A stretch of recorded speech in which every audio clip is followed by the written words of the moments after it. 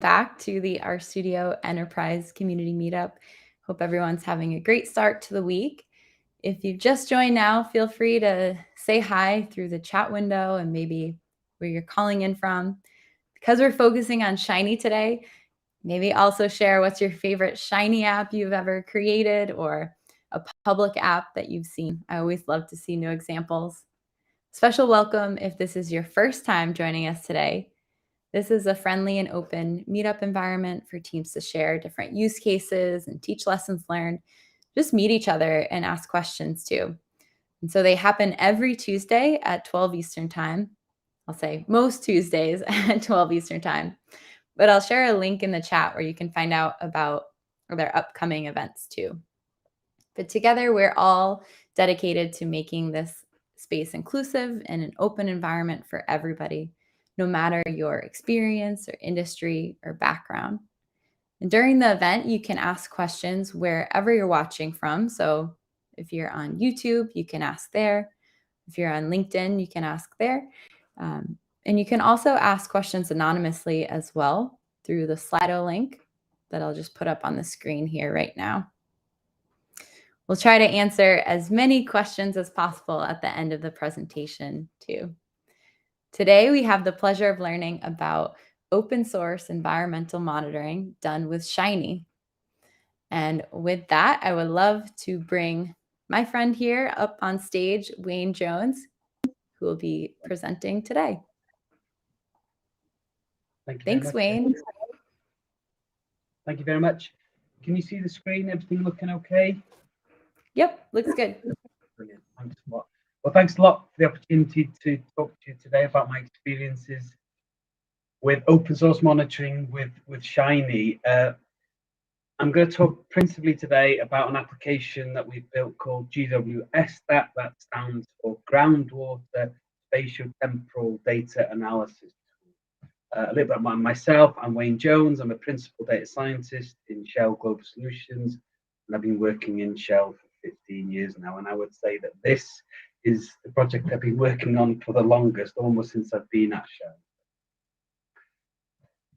A little bit about soil and groundwater activities at Shell and the wider industry. Shell obviously operates globally across different countries with different types of assets here. I think there's a terminal here pictured in the bottom right.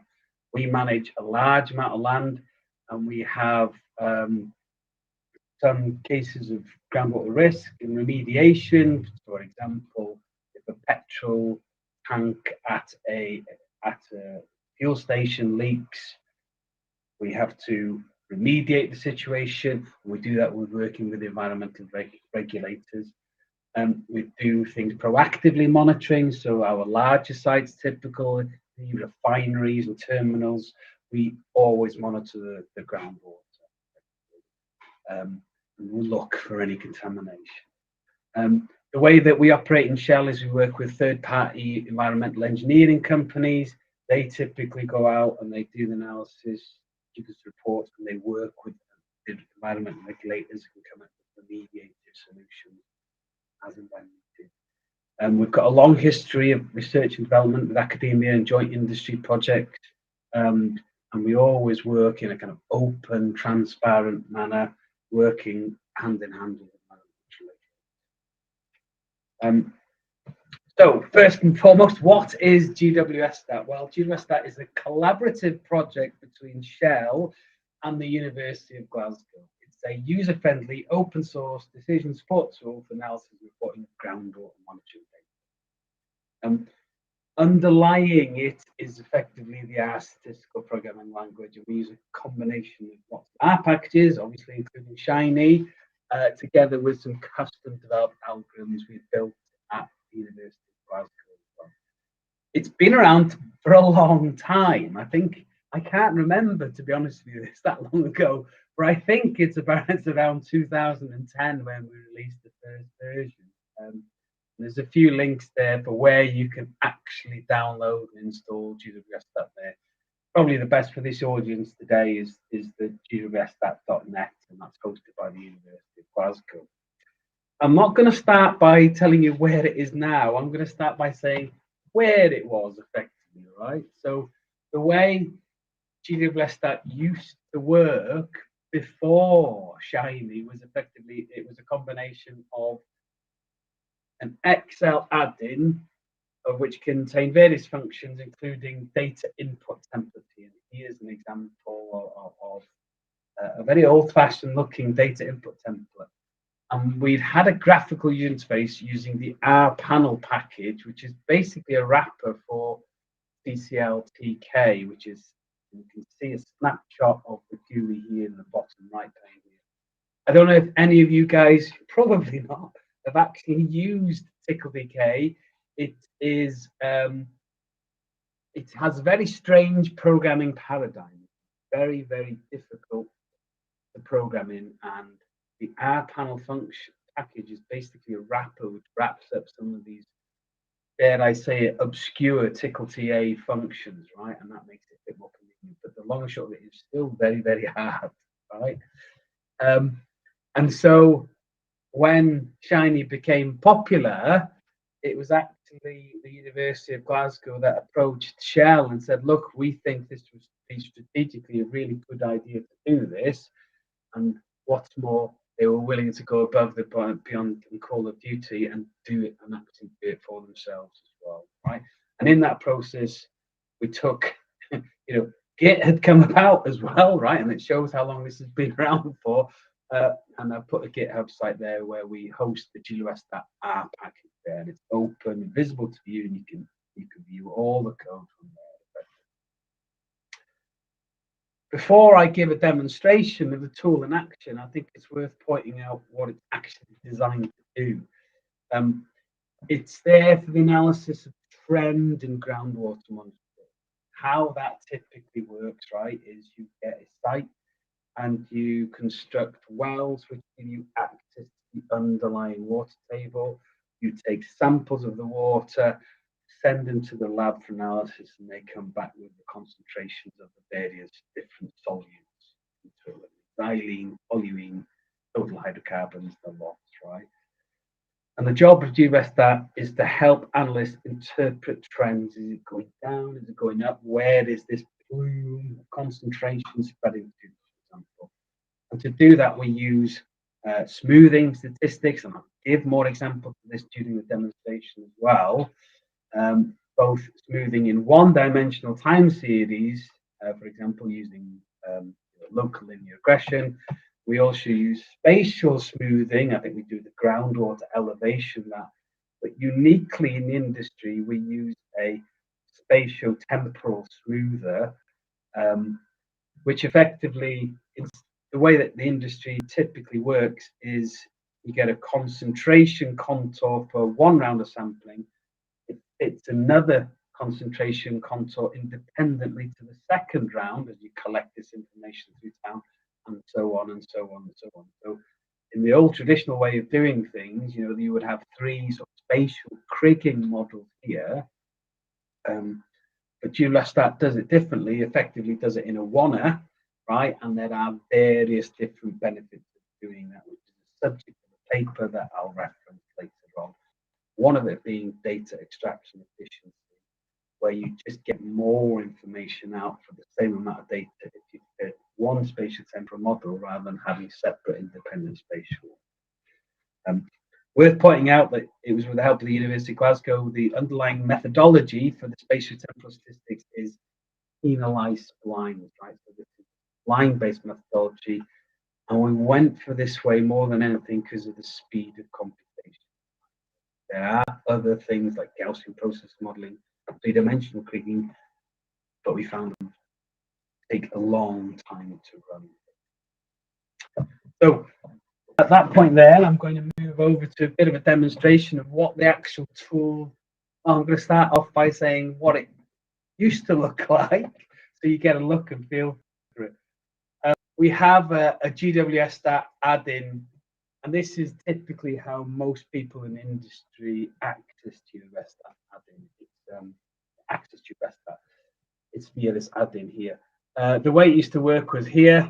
There's this is the old data input format here. There's effectively two tables, and that need to be populated. You've got the historical Monitoring data table, this is the name of the well, the constituent, the date it was sampled, together with the concentration value, and give the units there as well.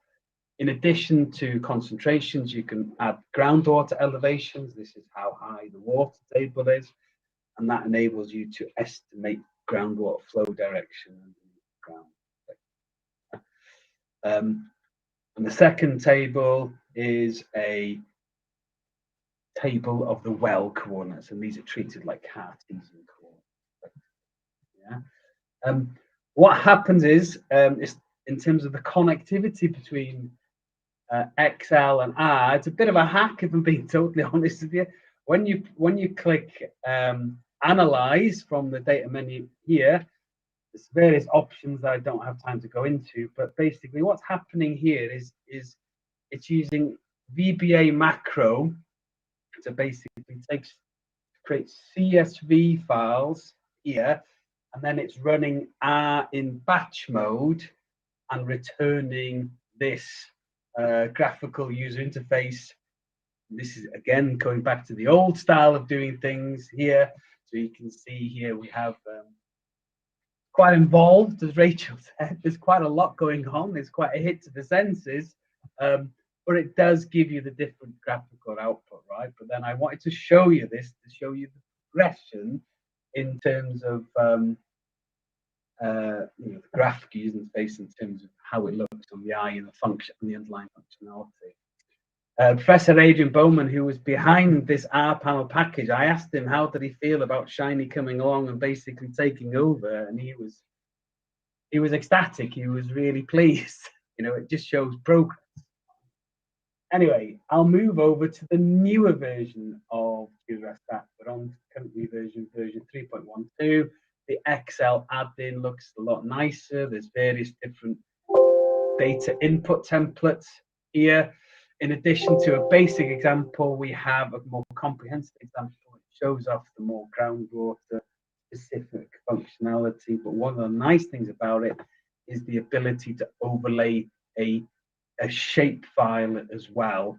I probably won't have time to do that, but let me do the basic example. If I get more time, I'll highlight that one here. I just want to show the basic functionality here. Again, it's the same trick. It's copying these into CSVs, using them as input files into R, running in batch mode, and then it does the modeling, and then it provides a graphical user interface. Still working on it at the moment. Here we go in Shiny. So this is the new Shiny graphical user interface for GWS.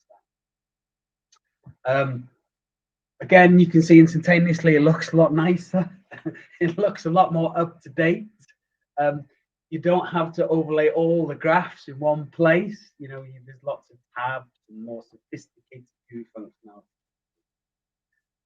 This initial plot here is called the spatial plot. You've got the locations of the wells together with the names of the wells underneath it, and above it the last measured value on top of the well location. Overlaid or superposed with the axis on the right hand side there are the predictions of this spatial temporal key spline. And you can scroll it back, scroll it forward in time, for example, and you basically build up an image of how this plume mass has changed over time. Okay. In addition to that, one of the functionalities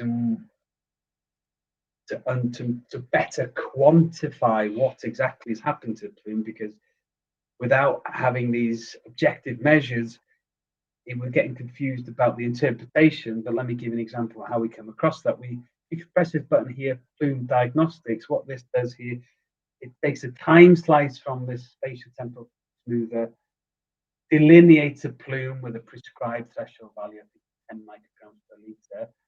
Once it's enclosed, it uses the here numerically integrates these quantities and gives you a plume mass and a plume area, and you can effectively track that through time.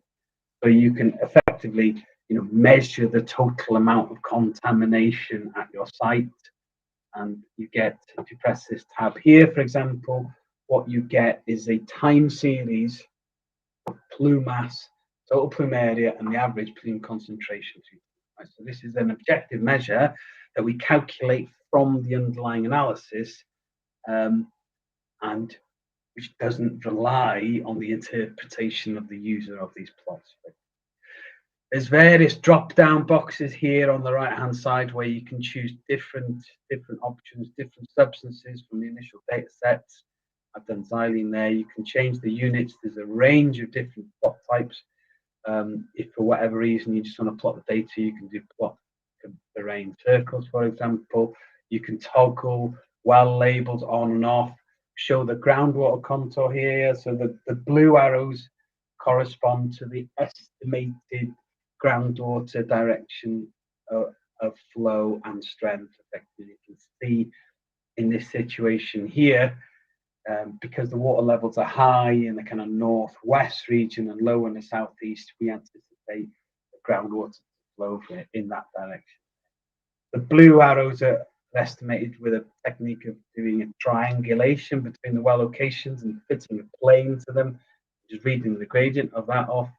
But the contours are done with a low S smoother. That's basically a 2D local linear regression. The nice thing about here, the two independent methods of trying to estimate the same thing, and you can see generally speaking here, there's good agreement between them. So that's multiple lines of evidence effectively, yeah, which is nice. There's a whole host of variety of different ways that you can output the format as well. One of the nice things is the ability to generate PowerPoint animations. What this does here is it basically runs it through time in an animation, and it will output the results in a PowerPoint slide pack like so. And they're all overlaid exactly over one another, right? And so typically we see these styles of contours being appended to reports that go to environmental regulators. Loads of other things I can show. I'll just go to the time series plot. This is a combination where you can look at different wells and the different substances on a well by well level basis. It plots the data and it overlays it with a local linear regression smoother to smoother the point.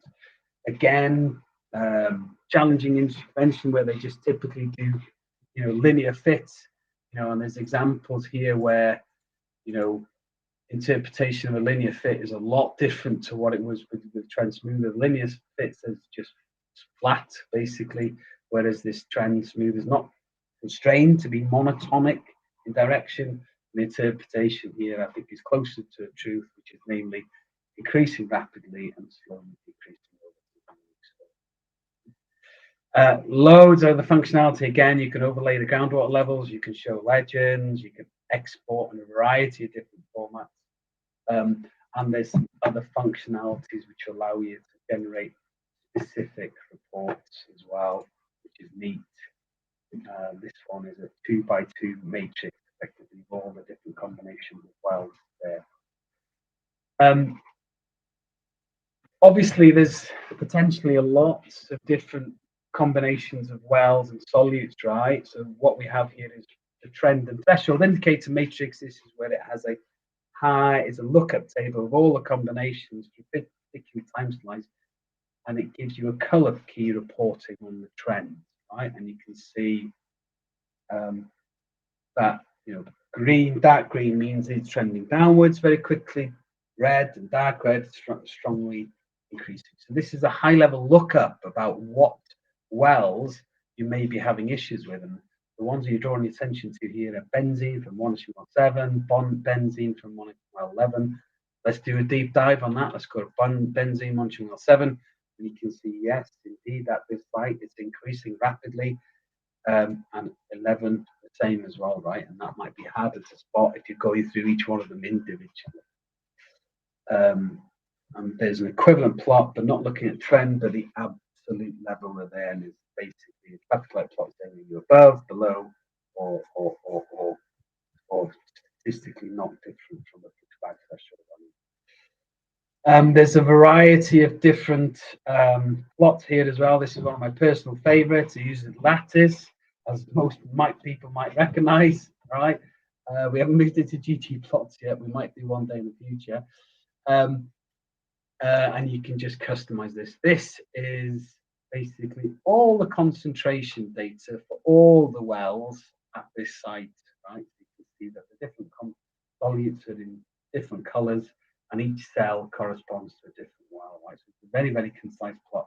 It's also quite useful to looking at the correlation between the different subgroups. In addition to that, there's a spatial temporal predictions, and this is basically where it overlays the predictions from the spatial temporal model on top of the observed data, just to fit measures. And you can see in this example, it seems to be doing reasonably well. The only thing I would say is that the model is slightly over predicting the concentrations at -1 well 1 and slightly under predicting -2 well 2. Choose the different solutes accordingly, like that as well. You can customize the color key. This was something that was implemented, and this is the color key for the spatial plot here. This is something that was actually implemented in response to user feedback. And then there's various different options that you can go into. That the most important one being the model setting, the resolution of the actual underlying piece by model, and it's a combination of basically how long are you willing to wait for versus the complexity or efficiency of the model. So it's a trade-off between them. There is other functionality that I can talk about, but I just want to show one more thing. In the comprehensive example, I've alluded to this earlier. I'll start running this again in response to user feedback. When we first released this, the first thing that people asked for is to overlay a baseline. And in this third column here, table here, we have you can basically point it to a shapefile, and then it will pick up all the remaining shapefiles, and then it will just overlay that basic vector mapping geometry over the predictions of the spatial temporal smoothly. You'll see it now. So there you go. Look, you can see that this is actually a petrol station, and these are the individual fuel pumps. And this really helps the environmental consultants. It gives them, it grounds them in where exactly these concentrations are, for example. This is I've highlighted to you the local version of the app. This is for local installation. When you install it as an app package, effectively, right? Together with the Excel add-in, but there's a publicly available implementation of this online, and then this is the advantage of going Shiny, right? The previous architecture that was only available locally, but with Shiny you can deploy it over the web. And in the past, it also opens the door in terms of various different file formats, right? So in the past it was just locked down to Excel add-in, but here we have various CSV. You can manually enter the data, and you can also rely on Excel format as well. And then there's a couple of examples here as well. The link will be in the slides afterwards, don't worry. So have a go yourself and see, and let me have your feedback. At that point, I'll move back. So in the slides, which will get shared afterwards, there's some screenshots of what I've just demonstrated, but I'll move on to the kind of status of where we're at now with Geospatial. It's been used and been around for a long time. And when we did the last questionnaire, there was 4 main points that it came down to business benefits. One is in supporting the design and optimization of monitoring and remediation programs, right? You just see things you wouldn't otherwise see effectively, right? Early identification of potential new releases.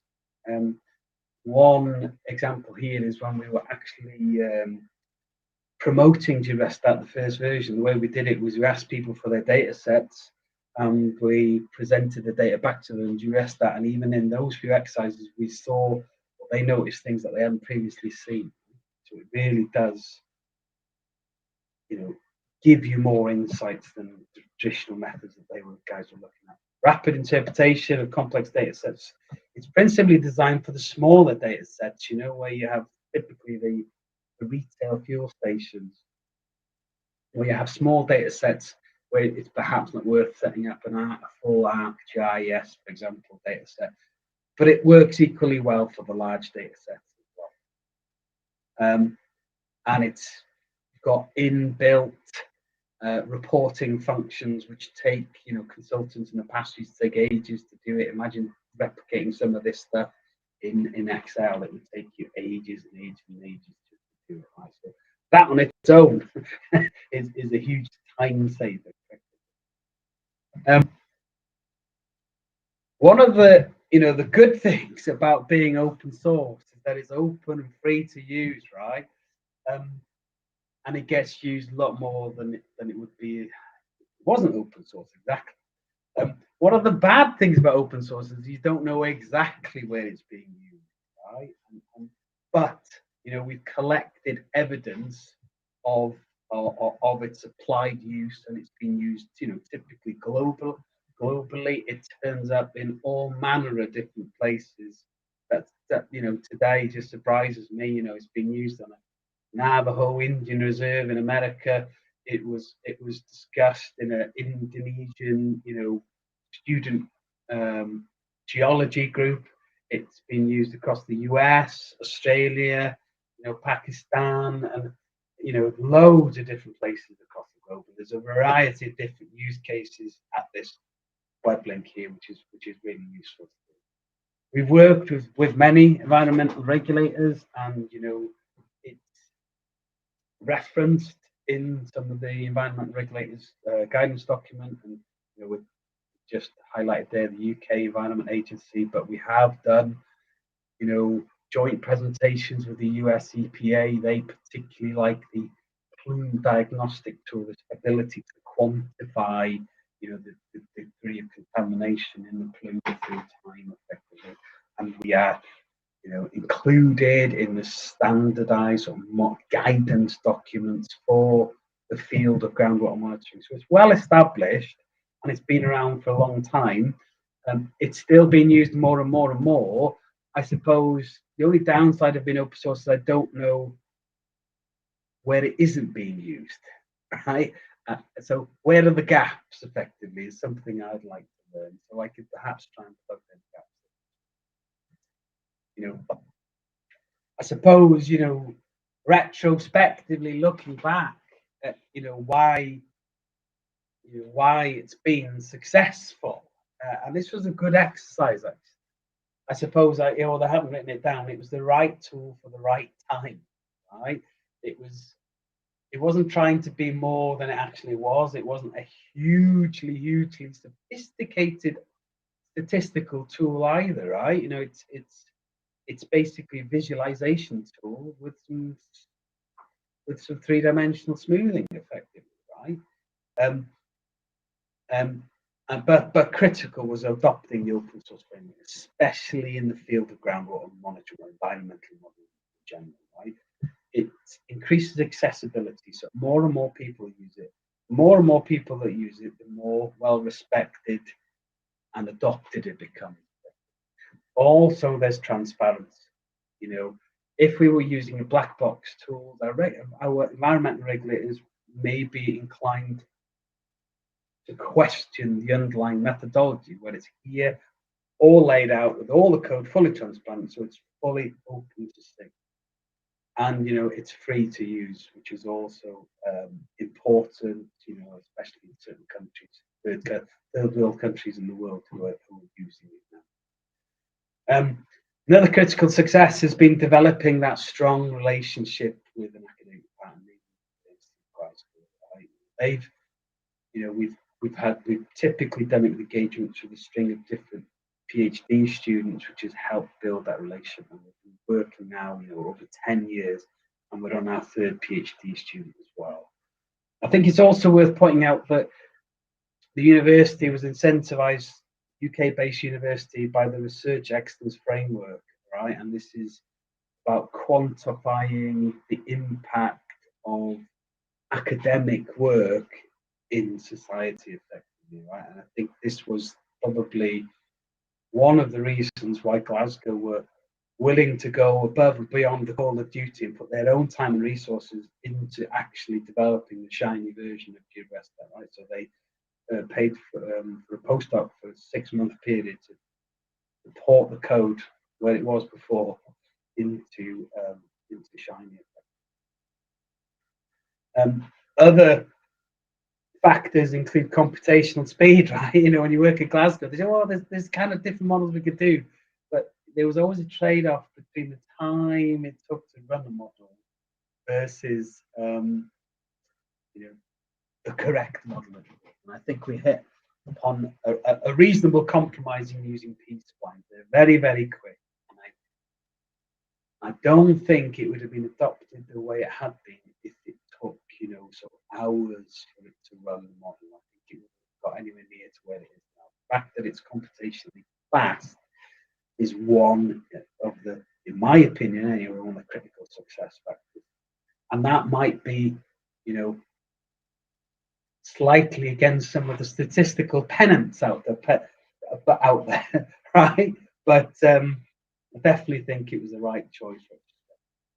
Again, no special data requirements. This is interesting as well, right? You know, we didn't ask for any special data that they didn't already have. It's just a case of formatting it in a particular way for data input. So there's no barriers effectively.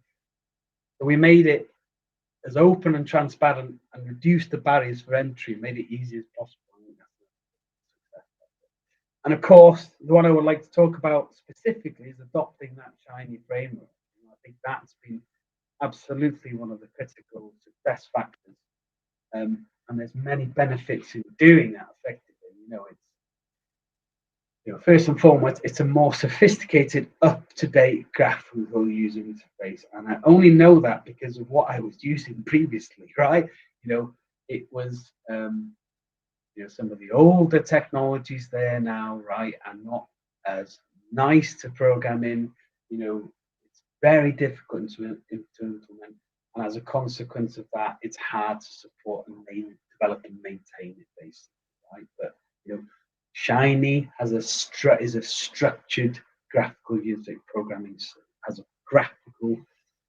a GUI programming syntax, which I really like. It makes sense. There's plenty of documentation out there. There's plenty of tutorials, and there's plenty of support out there. It's taken Geospatial as well from being a local installation to specific users to being more widely adopted online. All the benefits of having an online web app. You don't need to install anything. You can just go to a web URL and that's it. And there is a publicly available version here, and that's been hosted by the University of Glasgow. They've got a subscription with shinyapps.io.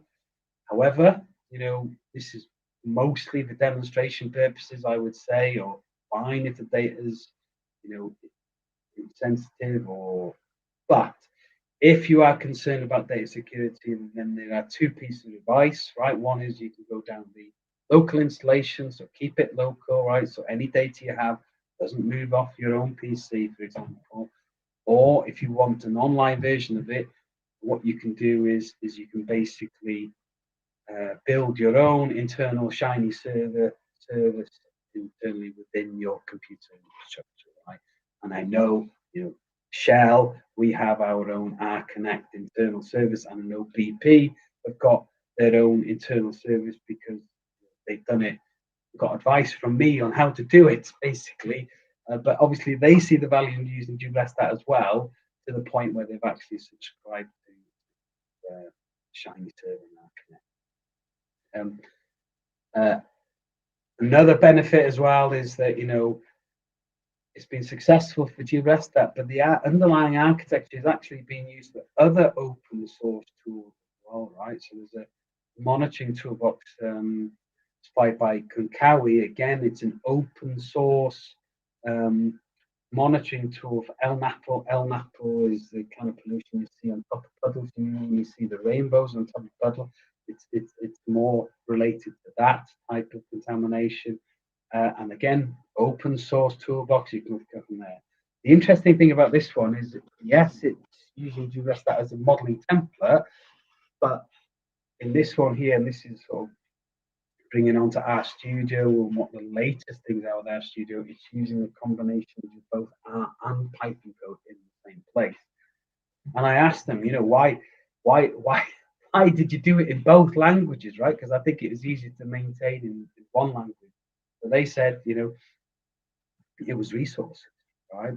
They didn't have dedicated R developers, they didn't have dedicated Python code, so they by RStudio having the flexibility, by Shiny having the flexibility to use R and Python together, they could use different developers to get the job done.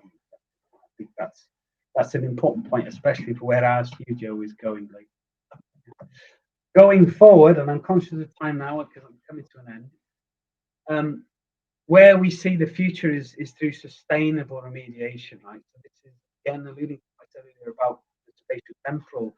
It's basically giving you, what we did was a research exercise where we compared the data efficiency of doing the old traditional technique of doing independent spatial modeling versus one spatial temporal model, and there was a range of benefits, including more information using fewer observations with the spatial temporal. You can achieve the same level of performance, and if you turn that a little bit on its head, you can say the spatial temporal methods can achieve the same level of performance but with fewer data points, right? Fewer data points means fewer sampling, right? Fewer journeys in vehicles to do it, fewer lab tests, right? And lesser impact on the environment, right? And with that, and this is the current theme with our latest student, Peter at the University of Glasgow. So we're trying to implement cost-effective spatial temporal approaches to optimize groundwater monitoring network.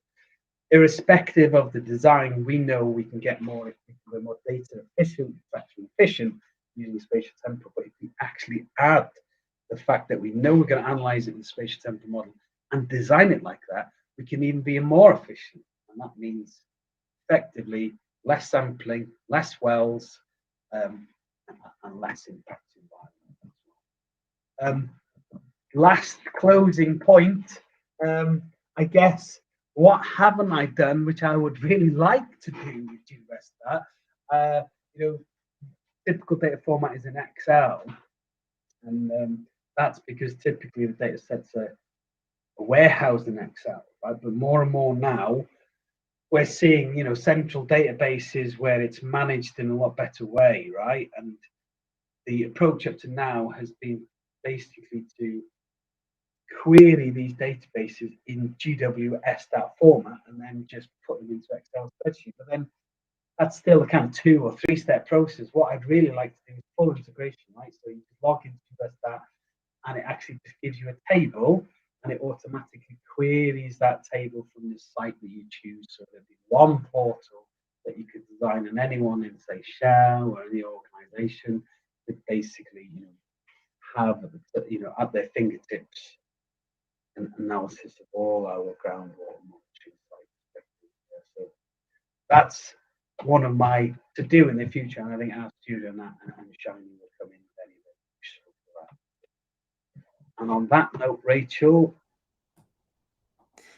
Thank you so much, Wayne. It's amazing to see how companies are able to work together too and use this open source work. I really love the case studies that you put on the website. I wanted to share that in the chat with everybody in a minute here. But it seems like you've thought so much about the marketing and communication of the app as well, and like anticipating people's demands and knowing that people may want to use this from Excel and using the Excel add-in. So I'm really curious, how do you gather all this user feedback and kind of like know how to communicate this out to everybody? Yeah, that's a good question, actually. I would say although it might look like we do a lot of marketing and communication, it's we probably didn't do as much as we could have done, right? And I think, but basically, it's working hand in hand with people, understanding and gathering their feedback. On the GitHub site, there's a list of suggestions for improvements. And the way I operate basically is, we get lots of different people asking for lots of different functionality to address that. But if lots of people are asking for the same thing, right, that's when it will go up the list of priorities, basically, in terms of implementation. That I just realized is more on the specific functionality of Geospatial, but in terms of how do we market it to begin with, how do we promote it, how do we get feedback? Groundwater monitoring, there's a whole field, environmental engineering, effectively, in Shell, as teams who are fully integrated into the industry. We've presented in lots of different areas. Say we work hand in hand with Claire, that's Contaminated Land Action in Real Environments. That's the kind of European portal for groundwater, and we also work with the American Petroleum Institute. Professional bodies, I would say, is probably the one word answer to that question. Sorry, that was a bit of a long-winded answer that. But I would say the thing that I think we're lacking, right, and this is the resourcing, is training. It's quite intuitive to use, thankfully, but I think the one piece of feedback we're getting lately is that there should be more training material out there, and we're in the process of putting some videos together. Awesome, thank you. I see Russ asked a great question over on Slido that I'll pull up in a second, but I just wanted to remind everybody, if you want to ask questions, you can ask them anonymously with the link on the screen, but you can also just use LinkedIn or YouTube and it will pull it over here for us. But let me show on the screen. Russ said, hey Wayne, very interesting solution. What geospatial libraries are you using here? That's a good question. Off the top of my head, right, I'm struggling a little bit, but if you look on the GitHub site, it should tell you the dependency on the package.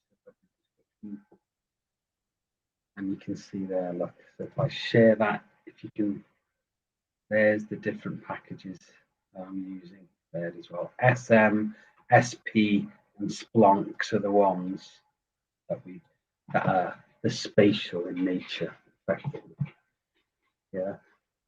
We're not using any of the off-the-shelf. To be fair, there's very little spatial temporal stuff out there. Certainly nothing off the shelf.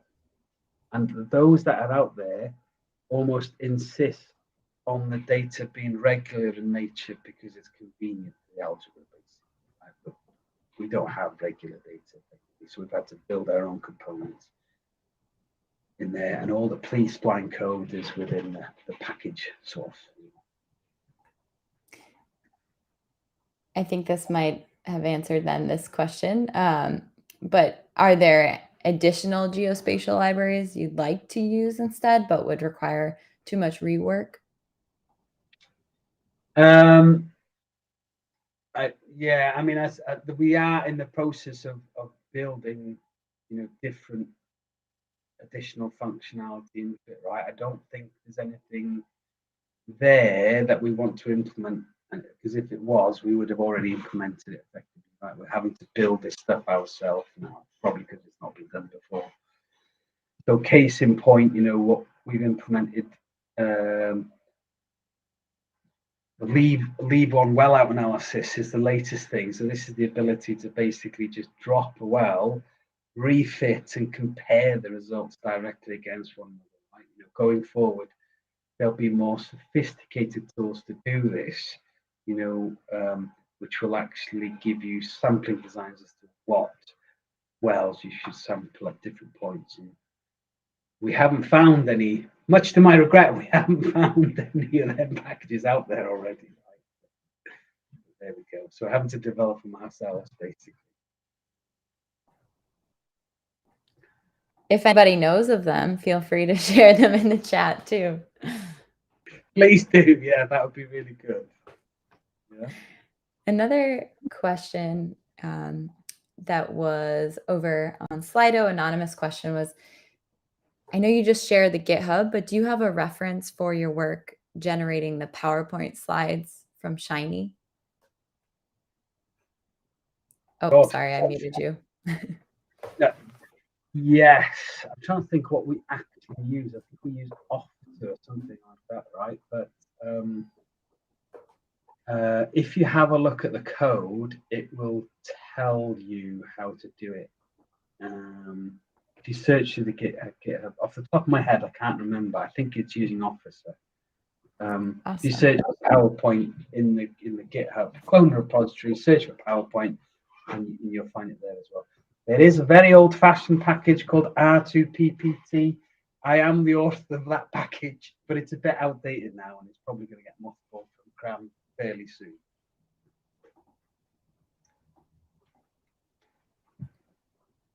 Awesome. In fact, if you look at the reproducible research task view for R, you'll find. Here we go. Look. This is a good one for telling you about PowerPoint stuff there. Perfect. Do you want to share that in the, oh, you were right on top of it. I was going to say share that in our private chat here, and I can copy that over to the. One of the things that I have experimented with is using our Markdown as a report generation, right? Where instead of doing PowerPoint slide packs, you basically have an animation in a Word document, right? And what I found up to now, it's very easy to create some HTML reports and PDFs. A bit tougher with Word, but I think it needs to be Word because the consultants will always need to amend a standard report. So that's still work in progress.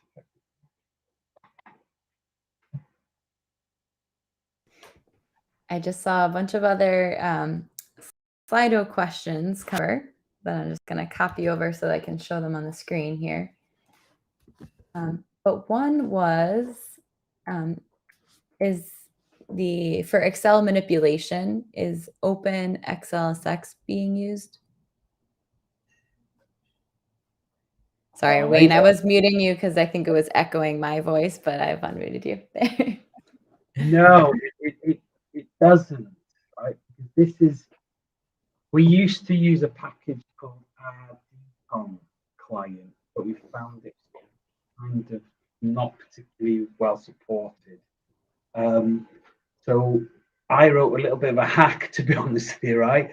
If you downloaded Geospatial add-in, you will see that all the code is there on how to do it, right? So the way it actually does it is it dynamically builds like a text file, right, on the fly, which sort of saves off your different variables and all the rest of it, and then it sends that over together with the data sets as input to an R batch file, and that's kind of how it works as well. Yeah. And that works fine because it's only one-way traffic, right? In that you're just sending the data from Excel into R. If you had to do it the other way around as well, then the architecture that I'm currently using would fall flat in place.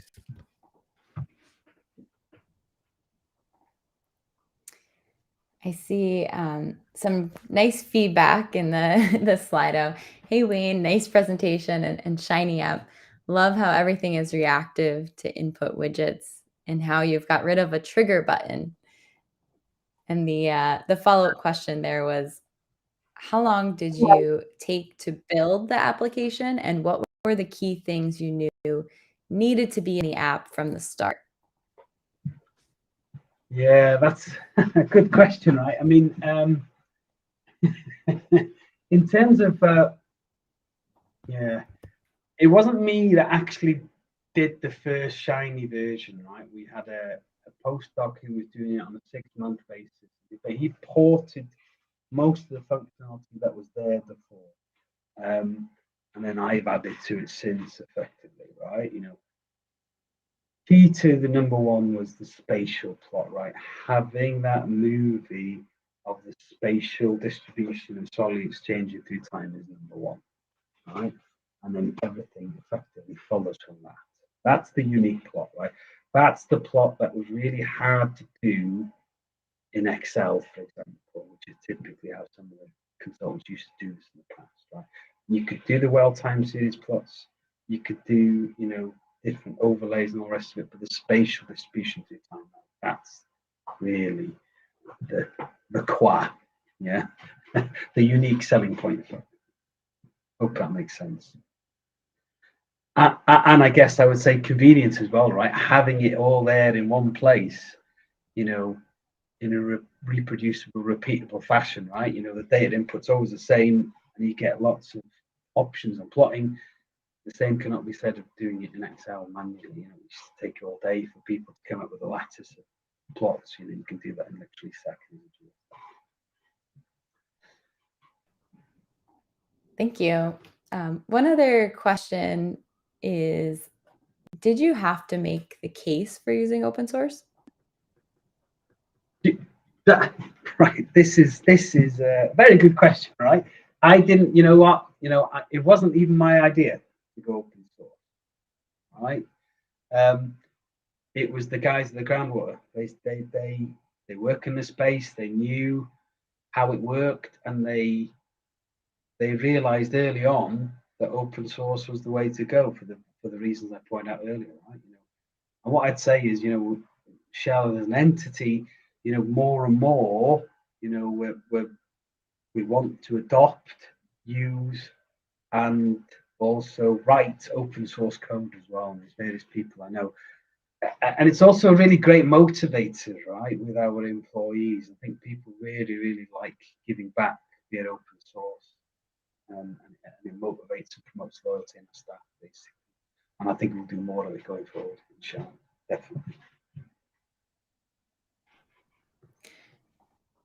And I was just curious, Wayne. And again, if anybody wants to ask other questions, just a reminder that you can, if you just joined now, you can ask them in YouTube, you can ask them in LinkedIn, but you can also use the Slido that I showed on the screen right now to ask questions anonymously too.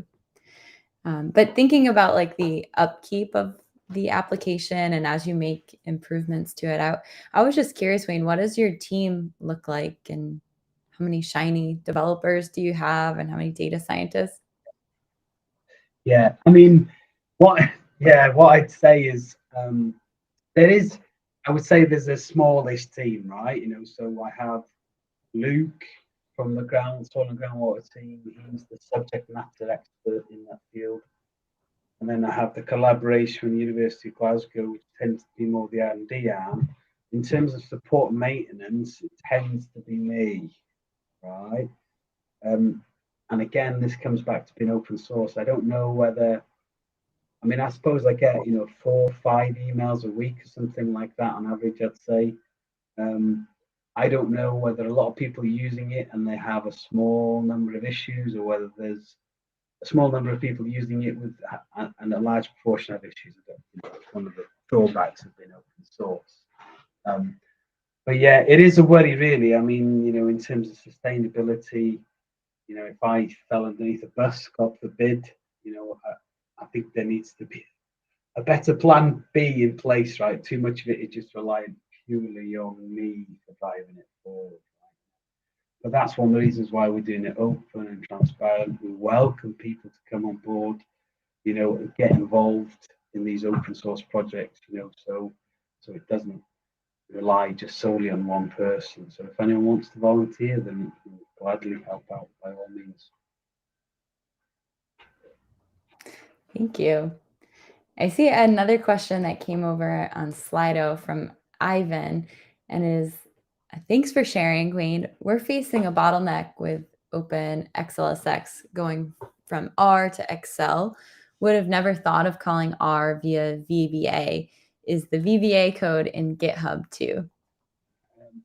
The VBA code is in the embedded within the Excel add-in, right? If I just look at the code, it's in, I think it's in X data, and it's in that file there. Yeah, so it's in that add-in there, and all the code is there visible for you to use. So I'll just put that in the chat again, Rachel. Share that. That'll be Perfect. Thank you. And I will copy that over right now to YouTube and then over here to LinkedIn.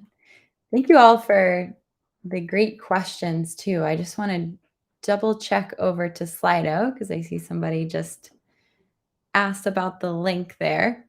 So just a reminder that I put that link to ask questions into the chat on YouTube and the chat on LinkedIn, but I'll show it once more on the screen here too. Give people a second to get their final questions in there too.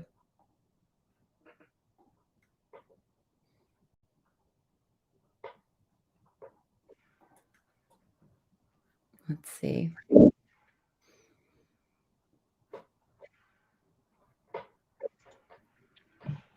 Thank you so much for sharing the GitHub links as well. It's really helpful to be able to share these code examples with everyone too. I was curious, Wayne, I know you mentioned the LinkedIn group for GWS Dot, but if people are interested in working on this with you, what's the best place to get in touch with you?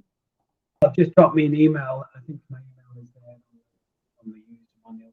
Oh, your audio just went out for a little bit. If you want to get a little closer. Drop me an email. Rachel, feel free to share my email request. Right. Alternatively, have a look at the GitHub page, and have a look at the issues.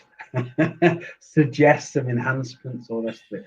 I mean, what I'd say about it, it's a very specific tool, right? To a specific industry, right? So it really apply, but that's its kind of strength really, is that it's very specific tool for a specific area.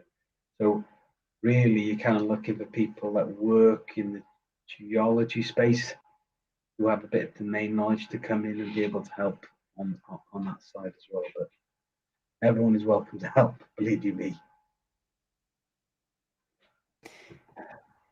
I see one other question that somebody just put into the YouTube chat. And they said, I'm curious to know how you manage any confounding variables with the data provided in the open source you presented. Let's see. I can try and copy this over.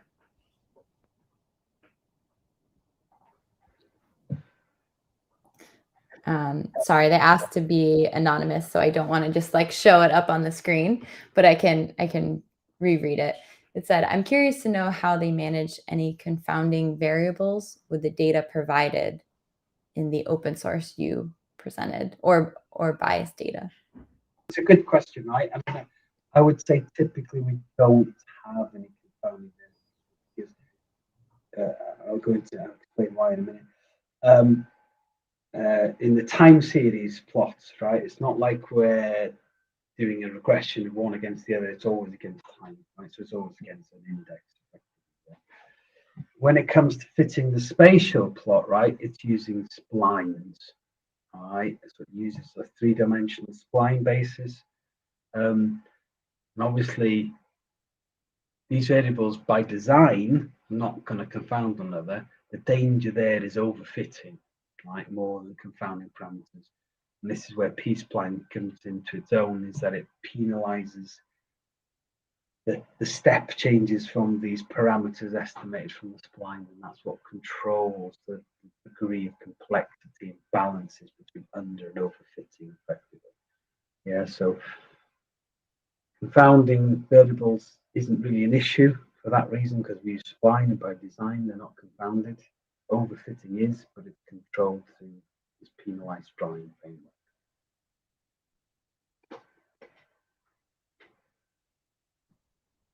Awesome. Well, I think we we got to everybody's questions over here on Slido and YouTube and LinkedIn. But thank you all for the great questions.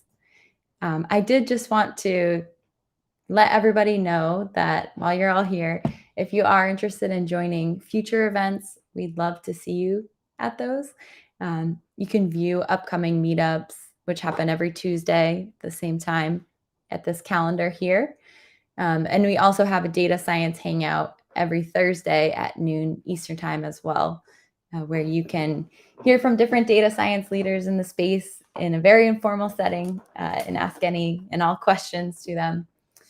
But next week, I am very excited to also have a presentation on intro to using Git and GitHub in our studio. And so that will be next Tuesday. But just want to say thank you so much, Wayne. It's amazing to see your team's use case and hear about your experience. It's really awesome to hear how you're working together with environmental agencies and other companies as well through this too. Thank you so much for sharing with us.